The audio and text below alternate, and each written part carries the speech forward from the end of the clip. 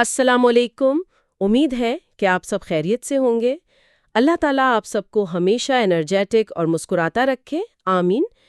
آج ہم قلندر بابا اولیاء رحمۃ اللہ علیہ کی مشہور کتاب لوح و قلم کے پیجز 260 سے 268 تک تفصیلی ڈسکشن کریں گے، مگر سب سے پہلے ایک بات اباؤٹ لوح و قلم بک، جو کہ ہم ہر ایپیسوڈ سے پہلے بتائیں گے ہر دفعہ، تاکہ اس کی امپورٹنس آپ کے ذہن نشین ہو جائے، اور وہ یہ ہے کہ حضور قلندر بابا اولیاء نے علم سینا کو ایز اے سائنس ایک مربوط اور منظم انداز میں اپنی کتاب لوح و قلم میں پیش کیا ہے۔ یعنی کہ یہ وہ باتیں جو قلندر بابا اولیاء کے دور تک یا ان کے حیات تک ایز اے علم سینا ڈسپلنک سکسیشن میں ایک مرشد سے مرید کو منتقل ہوتی تھیں، تو ان سب باتوں کو یا اس علم سینا کو قلندر بابا اولیاء نے ایز پر دا آرڈر حکم آف لاسٹ پروفٹ محمد رسول اللہ صلی اللہ علیہ وآلہ وسلم، جو حکم انہیں نسبت اواسیہ کے ذریعے ملا، ایک بہت سائنٹیفک طریقے سے سائنس بنا کر روحانیت کو ایک اسپریچول سائنس بنا دیا۔ اب یہ علم سینا کو ہم ایز اے اسپریچول سائنس کی صورت میں پڑھ سکتے ہیں، جو کہ لوح و قلم کی کتاب کی صورت میں موجود ہے۔ اب جس کا دل کرے تو وہ اس کو پڑھے، اس کو آزمائے، ٹیسٹ کرے اور اپنی صلاحیتوں کو ڈیولپ کرے، اور اللہ نے جس مقصد کے لیے اسے تخلیق کیا اس مقصد کو اچیو کر لے۔ اور ساتھ میں یہ بھی نوٹ کروا دیں آپ سب کو کہ جو ابھی اس پوڈ کاسٹ کو سننے بیٹھے ہیں، شاید ان کو ذرا ڈیفیکلٹ لگے، تو نیو آنے والوں اس لوح و قلم کے پوڈ کاسٹ کو شروع سے سنیں by reaching its playlist. بالکل۔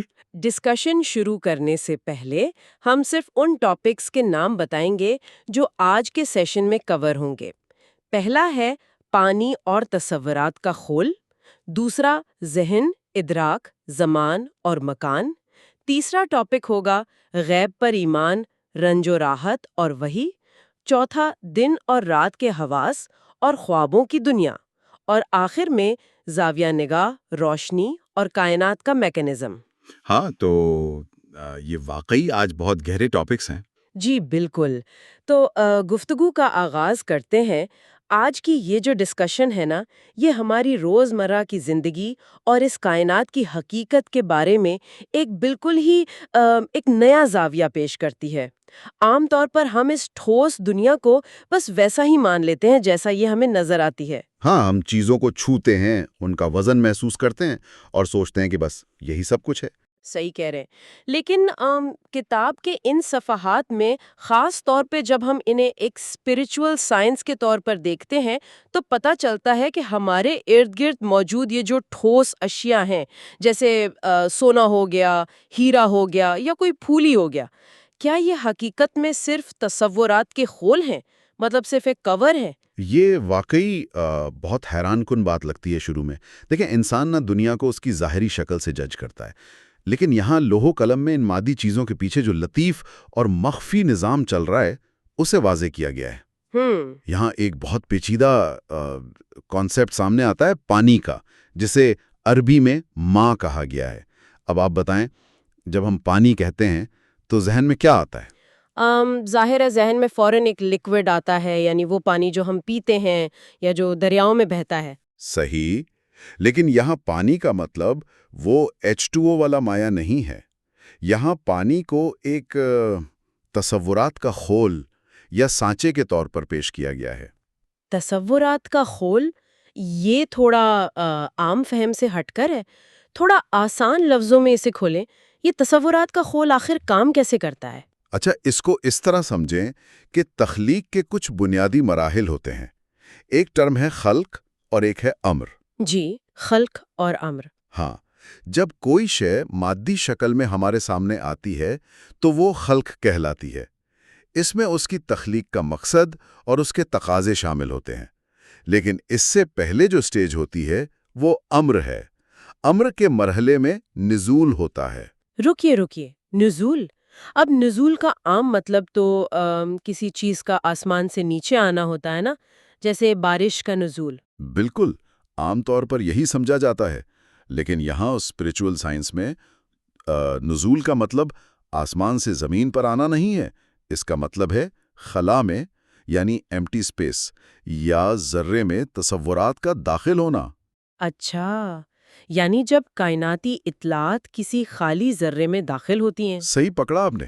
جب یہ کمانڈز یا تصورات خلا میں داخل ہوتے ہیں تو ان کے مجموعے کو روحانی زبان میں ماں یعنی پانی کہا جاتا ہے۔ تو پانی دراصل تصورات کا ایک انویزیبل کھول ہے۔ تو اس کا مطلب یہ ہوا کہ پانی اپنی اصل میں ایک ایسی روحانی بنیاد ہے جو مختلف کانسیپٹس کو اپنے اندر قید کر کے انہیں ایک شکل دیتی ہے۔ اس کی کتاب میں جو مثال آئی ہے وہ واقعی بہت زبردست ہے۔ ہاں، پھول اور کانٹے والی مثال۔ جی بالکل، کہ پانی کے خواص یہ ہیں کہ وہ پھول میں جا کر پھول بن جاتا ہے، کانٹے میں کانٹا، اور سونے یا ہیرے میں جا کر سونا اور ہیرا بن جاتا ہے۔ یعنی سونا یا ہیرا ان کا بذات خود کوئی ٹھوس وجود نہیں ہے، وہ بس پانی ہی کی بدلی ہوئی صورتیں ہیں۔ ایگزیکٹلی۔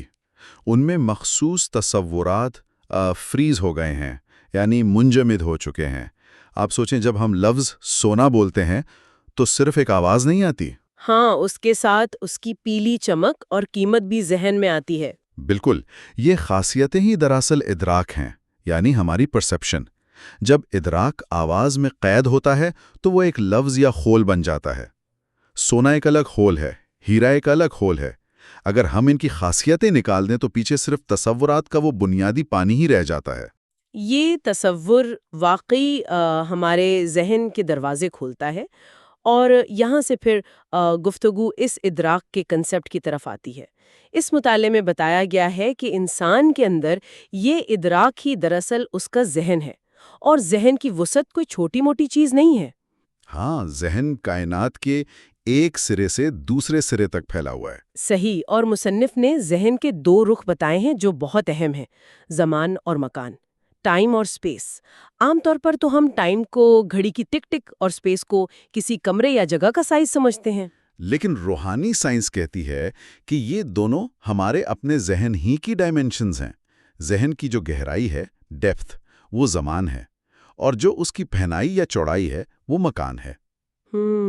جب ذہن وقت کی گہرائی میں دیکھتا ہے تو وہ امر ہے، اور جب وہ سپیس کی پہنائی میں دیکھتا ہے تو وہ خلق بن جاتی ہے۔ یعنی ہمارا ادراک ہی ٹائم اور سپیس کو وجود میں لا رہا ہے۔ تو اس کا ہماری فزیکل دنیا میں آخر کیا اثر ہوتا ہے؟ مطلب چیزیں ہمارے سامنے اس ٹھوس شکل میں کیسے آتی ہیں؟ یہاں شے یعنی تھنک کا جو ذکر آیا ہے۔ ہاں، شے کا کانسیپٹ جی، بتایا گیا ہے کہ جب انسانی حواس کسی ایک نقطے پر ٹھہر جاتے، فوکس کرتے ہیں، تو اس ٹھہراؤ کا نام ہی شے ہے۔ منجمد لمحہ۔ حواس اس لمحے کو مجسم کر کے کہتے ہیں، دیکھو یہ چاند ہے یا یہ پہاڑ ہے، جبکہ وہ خود اپنے ہی ادراک کا عکس دیکھ رہے ہوتے ہیں جو سپیس میں ٹھہر گیا ہے۔ اور یہاں سے ایک بہت بڑا نفسیاتی پہلو بھی سامنے آتا ہے۔ انسان ہمیشہ سے دو احساسات کے درمیان گھومتا رہتا ہے، رنج اور راحت، دکھ اور سکون۔ بالکل، انسان کی گھٹی میں پڑیں یا دونوں۔ ایک بچہ تکلیف میں روتا ہے، رنج کا اظہار کرتا ہے، سکون ملنے پر چپ ہو جاتا ہے۔ اور ہم پوری زندگی بس اسی کوشش میں رہتے ہیں کہ رنج سے بچیں اور راحت برقرار رہے۔ انسان جانتا ہے کہ وہ بیماری یا موت کو نہیں روک سکتا، اسی لیے وہ ماورائی طاقتوں کی تلاش میں رہتا ہے۔ اور یہی وجہ ہے کہ غیب پر ایمان لانے کا مفہوم یہاں واضح ہوتا ہے۔ ہاں، یؤمنون بالغیب، اس کا اصل فائدہ ہی یہ ہے کہ انسان کو یقین ہو جائے کہ غیب میں جو کچھ چھپا ہے وہ بہتر ہی بہتر ہے، کیونکہ وہ ایک رحیم و کریم ہستی کے ہاتھ میں ہے۔ اور پھر اس غیب سے رابطے کا طریقہ سورۃ الشورى میں بتایا گیا ہے۔ میں وہ آیت اور اس کا ترجمہ یہاں شیئر کرتی ہوں۔ جی ضرور۔ بسم اللہ الرحمن الرحیم۔ وما كان لبشر ان يكلمه الله الا وحيا او من وراء حجاب او يرسل رسولا فيوحي باذنه ما يشاء انه علي حکیم۔ ترجمہ: اور کسی بشر کا یہ مقام نہیں کہ اللہ اس سے کلام کرے مگر وحی کے ذریعے سے یا پردے کے پیچھے سے یا کسی ایلچی کو بھیج دے، اور وہ اس کے حکم سے جو وہ چاہے وحی کرے، بے شک وہ اعلیٰ مقام والا اور حکمت والا ہے۔ سبحان اللہ۔ دیکھیں، یہاں 3 طریقے بتائے گئے ہیں۔ پہلا اشارہ ہے جو براہ راست دل پر ہوتا ہے، یہی وہی ہے جہاں علم ڈائریکٹ ادراک میں اتر آتا ہے۔ اور دوسرا طریقہ حجاب یعنی پردے کے پیچھے سے۔ اور کتاب میں بڑی خوبصورت وضاحت ہے کہ حجاب کوئی شامیانہ یا مادی پردہ نہیں ہے۔ صحیح۔ اگر کسی پر وہ ہستی ایک جمیل اور نورانی صورت میں جلوہ گر ہو تو وہ صورت بذات خود مکمل وجود نہیں، وہ صورت ایک روحانی پردہ ہے۔ اور تیسرا طریقہ کسی پیغمبر یا فرشتے کو بھیجنا، کیونکہ انسانی حواس اپنی مادی حالت میں اس نور کو ڈائریکٹ برداشت نہیں کر سکتے۔ بالکل ٹھیک۔ لیکن یہاں ایک سوال پیدا ہوتا ہے کہ کیا عام انسان ان مادی حدود سے آزاد ہو کر اس غیب کو تھوڑا بہت محسوس کر سکتا ہے؟ یہاں خوابوں کی جو مثال دی گئی ہے اس سے سورہ آل عمران کی ایک آیت بھی جڑی ہے۔ بسم اللہ الرحمن الرحیم، تولج اللیل فی النہار وتولج النہار فی اللیل وتخرج الحی من المیت وتخرج المیت من الحی وترزق من تشاء بغیر حساب۔ ترجمہ، تو رات کو دن میں داخل کرتا ہے اور دن کو رات میں داخل کرتا ہے، اور زندہ سے مردہ نکالتا ہے اور مردہ سے زندہ نکالتا ہے، اور جسے چاہتا ہے بے حساب رزق دیتا ہے۔ سبحان اللہ۔ اس آیت کی جو روحانی تشریح یہاں کی گئی ہے وہ حیران کن ہے۔ رات دراصل حواس کی ایک نئی قسم ہے، ایک ٹائپ ہے، اور دن حواس کی دوسری ٹائپ ہے۔ صرف اندھیرے اور اجالے کا فرق نہیں ہے یہ؟ بالکل نہیں۔ رات کے حواس میں جو سپیس اور ٹائم کے فاصلے ہیں وہ مردہ ہو جاتے ہیں، یعنی صفر ہو جاتے ہیں۔ ٹائم اور سپیس کی قید ختم ہو جاتی ہے، اور دن کے حواس میں یہی فاصلے دوبارہ زندہ ہو جاتے ہیں۔ زندہ سے مردہ اور مردہ سے زندہ نکلنے کا حقیقی مطلب یہی ہے۔ اور خواب کی مثال اس کو کتنا آسان بنا دیتی ہے۔ جیسے نسمہ جو ہمارا مخفی جسم ہے، وہ جب آزاد ہوتا ہے، زید خواب دیکھتا ہے کہ وہ اپنے دوست سے مل رہا ہے جو امریکہ میں ہے۔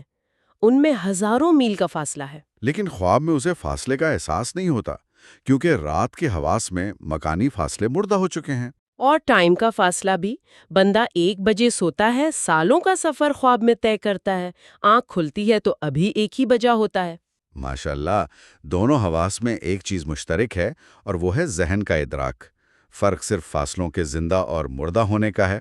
رات کے حواس کو کتاب المبین اور دن کے حواس کو کتاب المرقوم کہا گیا ہے۔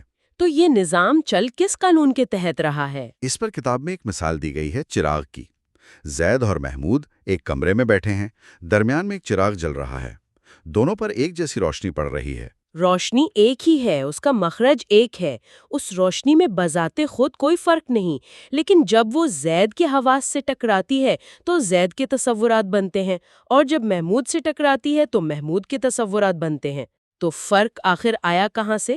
فرق دیکھنے والے کے زاویہ نگاہ یعنی اینگل آف ویژن میں ہے۔ کائنات میں روشنی یا بنیادی تصور تو سب کے لیے ایک ہی کام کر رہا ہے، مگر ہمارا زاویہ ہمیں دوسروں سے الگ بناتا ہے۔ اسی زاویے اور تبدیلی کو تصوف میں مرتبہ یا آپ کہہ لیں میکینزم کہا جاتا ہے، اور یہاں اس مطالعے کا سب سے آخری اور گہرا راز بیان ہوتا ہے، کائنات کی بنیاد۔ سیاہ نقطے، جسے روحانی اصطلاح میں تجلی کا نام دیا گیا ہے، یہ بتایا گیا ہے کہ یہ کائنات ایسے سیاہ نقطوں سے بنی ہے جو مادی دنیا کی اصل ہے۔ ان کی گردش دوہری ہوتی ہے۔ ہاں، اس حرکت کو صدوری حرکت کہتے ہیں۔ اسے تھوڑا آسان کریں، صدوری حرکت کا عام لفظوں میں کیا مطلب ہے؟ صدوری حرکت ایسی ہے جیسے کسی چیز کا اپنے مرکز سے باہر پھیلنا، جیسے آپ پانی میں پتھر پھینکیں تو لہری باہر کو پھیلتی ہیں۔ اچھا۔ نقطہ پہنائی اور گہرائی میں چھلانگیں لگاتا رہتا ہے، جہاں تک چھلانگ جاتی ہے مکان کی شکل بنتی جاتی ہے۔ ان نقطوں میں وہ ساری شکلیں مخفی ہیں جو بعد میں اس دنیا میں ظاہر ہوتی ہیں۔ تو اس ساری ڈسکشن کا خلاصہ یہ نکلا کہ کائنات کا سارا کھیل ہمارے حواس اور ہمارے زاویہ نگاہ کا ہے۔ سونا، ہیرا، پھول، ستارے، یہ سب صرف بنیادی تصورات کے خول ہیں۔ بالکل ٹھیک۔ ہمارا ادراک ہی زمانہ اور مکان کو تشکیل دیتا ہے۔ اگر انسان اپنے اندرونی حواس کو بیدار کر لے، جیسے خواب میں فاصلے صفر ہوتے ہیں، تو وہ ان مادی پابندیوں سے آزاد ہو سکتا ہے۔ ہماری صلاحیتیں اس جسم سے کہیں زیادہ وسیع ہیں۔ واقعی آج کے ڈسکشن نے سوچوں کو ایک نیا رخ دے دیا ہے۔ ہم نے بہت محنت سے کوشش کی ہے کہ ہم آپ سب کے لیے، آنے والی نسل کے لیے اور اپنے لیے بھی اس علم کو مزید آسان بنا کر پیش کریں۔ اب آپ پر ذمہ داری ہے کہ اسے کم از کم 2 یا 3 مرتبہ سنیں، پھر یہی پیجز خود پڑھیں، اور اگر پھر بھی کوئی بات سمجھ نہ آئے تو دوبارہ سنیں، سوال کریں اور اپنا تعلق اللہ سے مضبوط کریں۔ Share this video with those who ask you about Azimia Sufi order اور روحانیت but you do not reply due to any reason۔ اور چینل Melody of Divine کو سبسکرائب کریں، ویڈیو کو لائک کریں اور کمنٹس میں بتائیں کہ آج کی ڈسکشن سے آپ نے کیا سیکھا۔ اللہ حافظ۔